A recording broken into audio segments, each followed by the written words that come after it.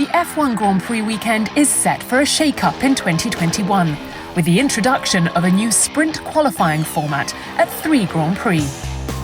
The new format is set to invigorate 3 Grand Prix weekends this year.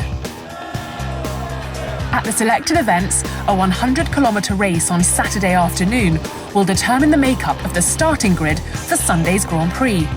To accommodate this, there are format tweaks right across the weekend.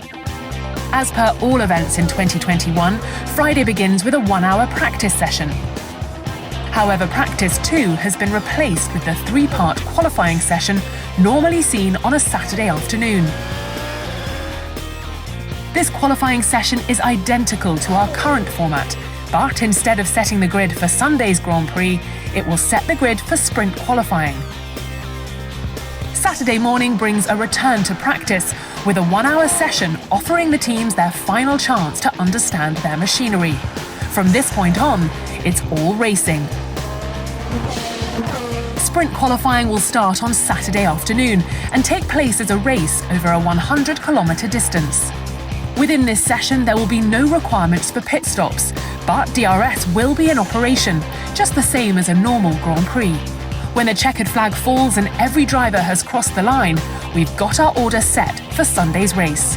But it's not only a place on the grid our 20 drivers will be chasing.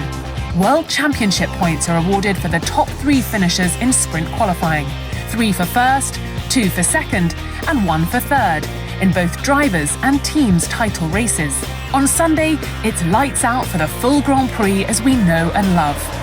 To make this work, there are some alterations to the rules of the race weekend.